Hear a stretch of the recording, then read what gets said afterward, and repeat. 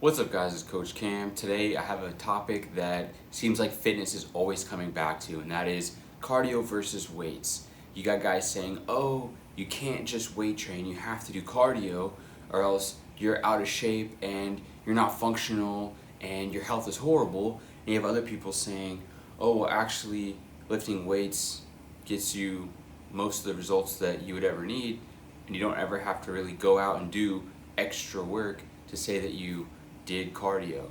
So when it comes to this topic, we actually really need to define our terms, because a lot of people will use the phrase cardio and mean many different things, right? You could say that you mowed your grass and you're tired and you need to do more cardio.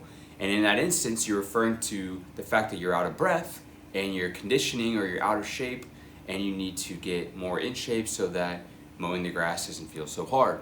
Other people use the term cardio to mean running, cycling, swimming. Really, it's kind of a term that we know what it means when someone brings it up to us because of the context at which they're using it in.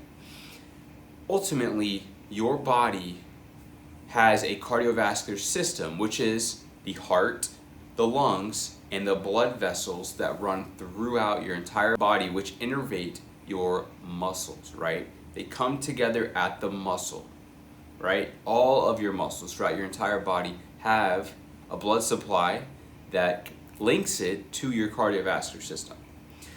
And really, when you look at activities or fitness, lifting, CrossFit, moving your body at all, even without moving, just contracting muscles, but in the broader scope, just any way that you could think of moving your body requires skeletal muscle contractions, okay?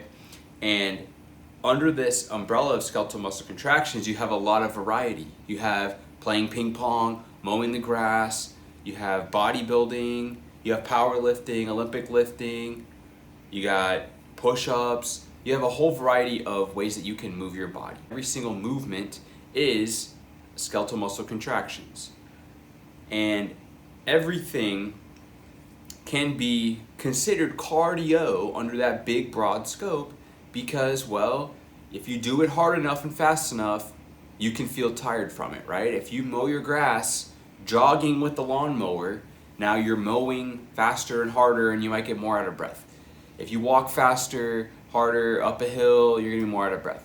Everything can be cardio when you just do it harder and faster and make yourself more tired from it.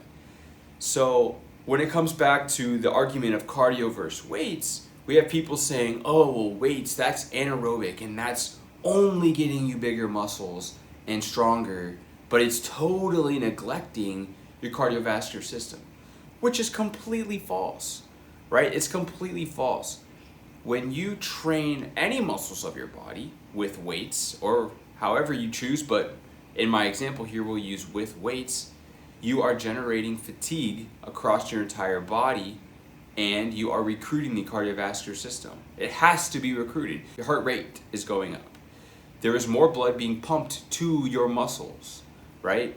Your blood is dropping off oxygen so the muscle can uptake it, and the whole process of oxidative phosphorylation, you're getting, which is, aerobic metabolism, anaerobic metabolism, they're all linked together and they are all occurring and increasing the demand based on your intense training, right? So whether you mow the grass faster or lift weights harder, both of those things are going to increase your cardiovascular system's involvement. Lifting weights is just a certain modality that you're using to contract your muscles, right? If you compare a seated hamstring curl and running, both of them involve the hamstrings.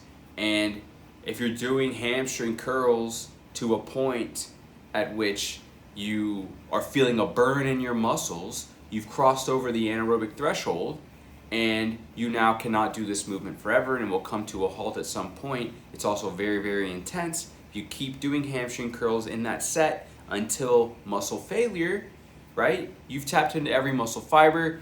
You are also breathing very hard and heavy because you just exerted yourself, and you now have also stimulated your cardiovascular system in a similar way that running would do so by using the leg muscles at a low intensity. Now you could run really hard. You could run, say, an 800-meter race and finish in 2 minutes, and you would say you stimulated your cardiovascular system doing that. So how does 2 minutes of leg curls or leg extensions or squats not do the same thing? How would your body avoid stimulating the cardiovascular system when it literally has to? It's an autonomic system. It has to do so in order to keep up with the demands you're placing on the muscles. So obviously with an 800-meter run, you're not building muscle, right? Like, you're not stressing the tissue with enough mechanical tension to stimulate muscle protein synthesis to a level that's going to increase muscle size. But with weights, you are stimulating muscle protein synthesis. You do have very high amounts of mechanical tension. You do cross the anaerobic threshold, right? Your muscles are burning, both scenarios, and you eventually cannot sustain that intensity anymore and it ceases.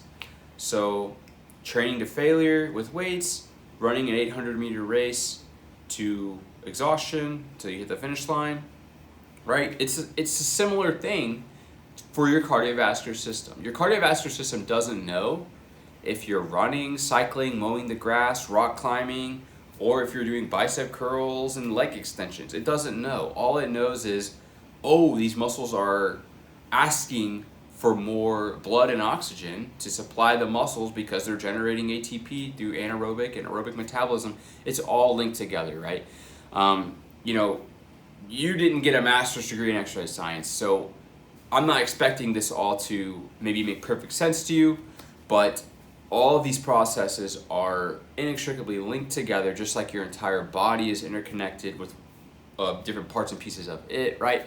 And so the point of this video is you cannot pin cardio to weights. You cannot pin them against each other and say, oh, well, you need to do weights and oh, you need to do cardio, because you can lift weights and not get stronger and not build muscle and not get any results, right? If you pick up 2-pound dumbbells and move them, 10 reps, that doesn't mean that you stimulated growth or any adaptations at all.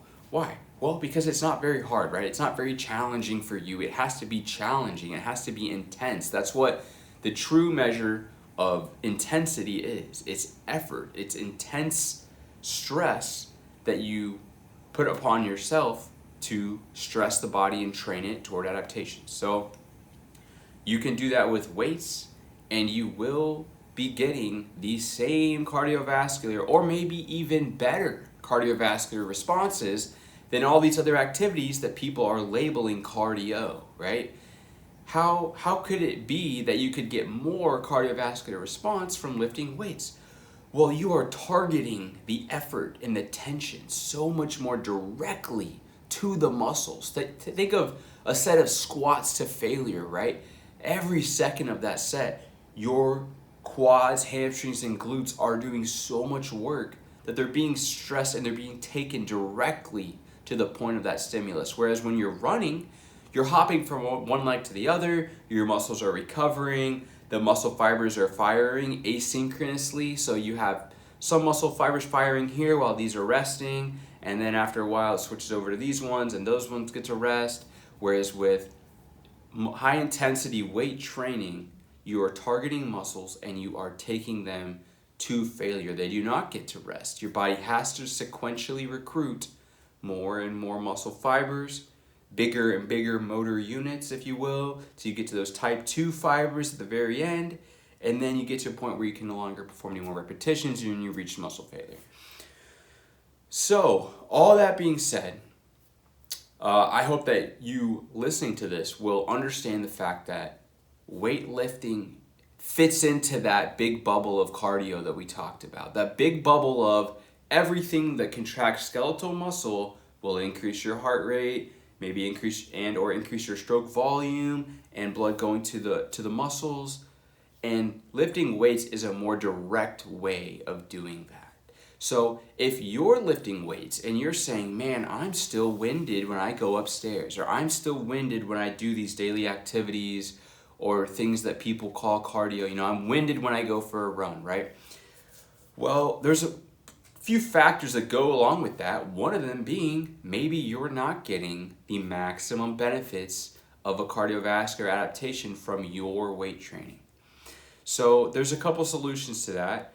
I think that's kind of what CrossFit's trying to do, right? They're like, well, if I just isolate my muscles and train them, I don't feel like I'm getting a cardiovascular response. So what they do is they add in like sled pushes and stuff like that.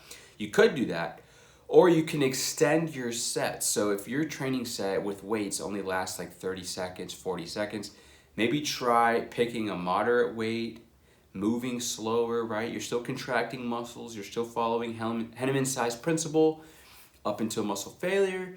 So I recommend extending the duration of your sets and training harder, training with more effort, putting forth more effort, and you will get more cardiovascular response.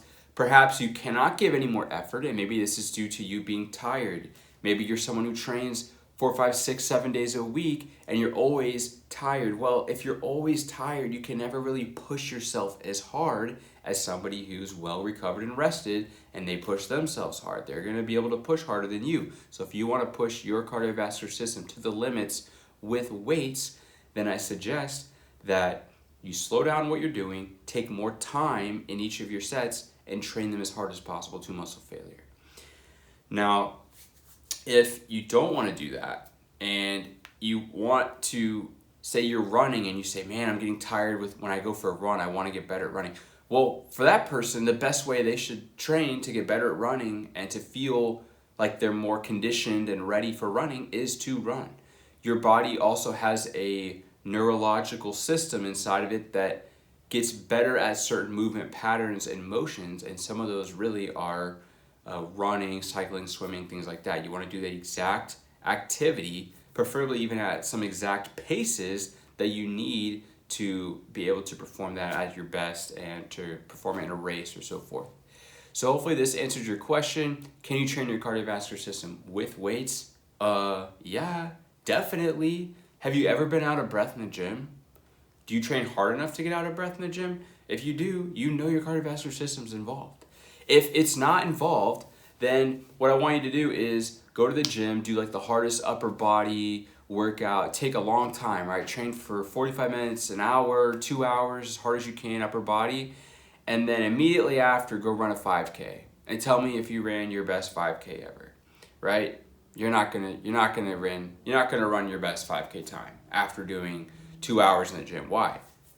It's anaerobic, right? It's supposed to be anaerobic. It's not aerobic, and 5K should be aerobic. No, guys. They're all blended. It's all a mixture of each.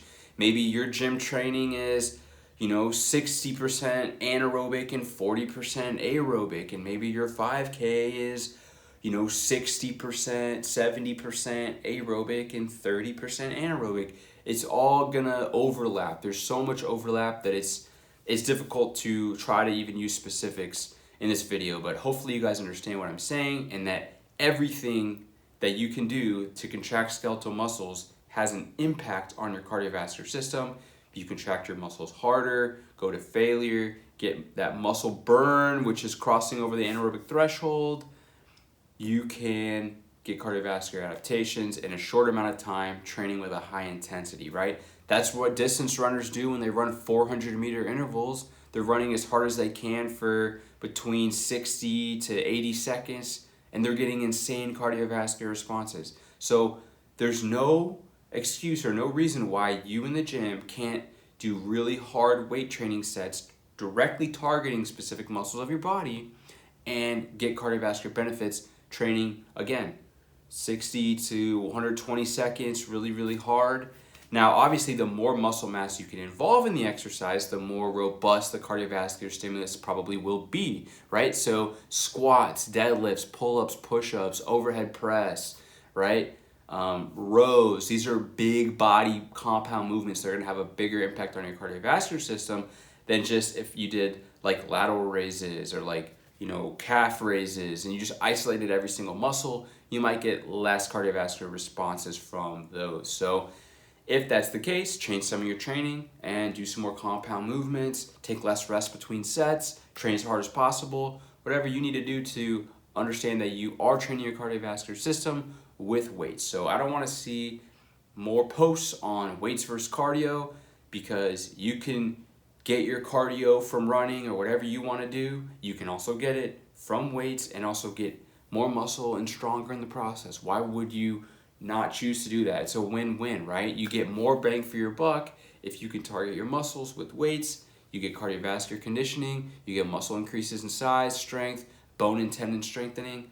Guys, this is the reason that I don't need to go for runs anymore. I was a former distance runner. I ran in high school, I ran in college, and I am just as fit cardiovascularly, if not fitter, right now than I was then. I'm not saying it's going to show up if I go for a run.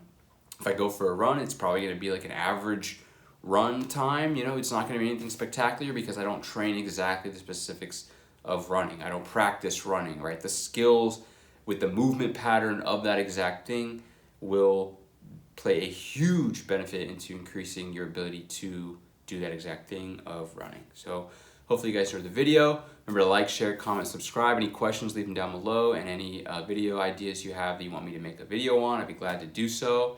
This is Coach Ken. Thanks so much for watching.